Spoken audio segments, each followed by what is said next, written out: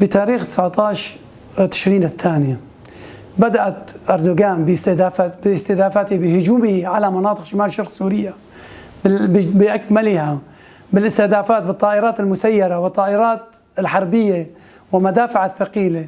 وهذه الاستهدافات تمت أكثريتها ومعظمها على المنشآت المدنية وعلى المدنيين وعلى سكان المنطقة شمال شرق سوريا بدون استثناء وبدون تمييز ما بين المدني أو المناطق العسكرية. وليس ذلك فقط، هناك أيضا استهدافات للبنية التحتية للمنطقة شمال شرق سوريا لإفقار الشعب الموجود في هذه المنطقة، وسيتم تهجيره قسرا وتحت السلاح من قبل الاحتلال التركي. الاستهدافات اللي تمت أنا بدي أذكر لك يعني ليس بس المنشآت المدنية والعسكرية والبنية التحتية، أيضا حقول الغاز، مخيم الهول اللي تضم 7000 سجين داعشي أيضا تم استهدافها في محيطها، وأيضا استهدف المدارس واستهدف كل شيء في هذه المنطقة. لم يسلم منه أي منطقة في هذه المناطق بدون الاستهدافات. يعني الغلط او المشكله مو مشكله بهاي المكان، مو مشكله بالاستهدافات، مشكله وين الضامن الروسي والامريكي. الاستهداف ليس البارحه فقط، قبل 3 أيام تم استهداف منطقه قريبه من القاعده في استراحه الوزير، ايضا سقط شهداء عدد شهدين من شهدائنا كانوا يحرسون المنطقه القريبه من قاعده الامريكان. ايضا تكرر الهجمات في منطقه قاعدة الروسية قبل الاستهداف.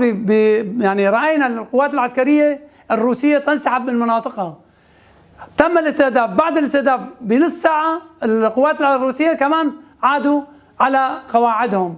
الاستهداف ليس يعني يتم بطريقة عشوائية، حتى القوات السورية ما سلمت من القصف التركي. نزل كمان أيضا سقط شهداء من قوات السورية الموجودة في هاي المنطقة، منطقة شمال شرق سوريا بدون استثناء. ما عم يميز ما بين العسكري أو ما بين المدني وما بين الطفل والختيار في هاي المنطقة.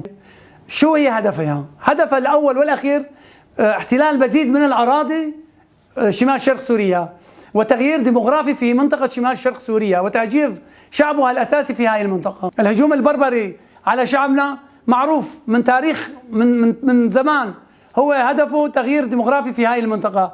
من أيام من 1915 لحد الآن عم يتم تغيير شعب المنطقة من كردها وعربها وأشوريتها.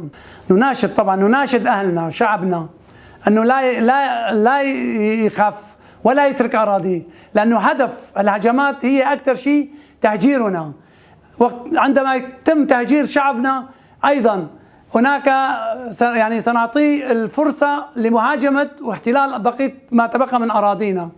أنا أحكي باسم القوات العسكرية الموجودة في هذه المنطقة، سنؤاحد شعبنا ونؤاحد مجتمعنا الموجود في شمال شرق سوريا بكل المكونات، نؤاحدهم ونقطع على أنفسنا عهد أن لا نترك الاحتلال التركي أن يحتل متر واحد من أراضينا، وسنكون الأبناء الأقوياء الأشداء لحماية شعبنا وأبناء منطقتنا. إلى جميع المكونات الموجودة في هذه المنطقة بدون استثناء، إن كانت الكرد، إن كانت العرب، إن كانت السوريان الآشوريين، إن كانت الشيشان، التركمان، أن لا نتخلى عن بعضنا. هاي منطقتنا من آلاف السنين نحن عايشون مع بعضنا في هذه المنطقة. أتمنى من جميع الشعوب، جميع المكونات في هذه المنطقة أن نكون يد واحدة ونردع هذا الاحتلال الغاشم، الاحتلال التركي اللي لا يفرز ما بين الآشوري والكردي والعربي والسرياني أو الأرمني. كلنا في هذه المنطقة نعتبر نفسنا مكون واحد ونعيش مع بعضنا بسلام من آلاف السنوات.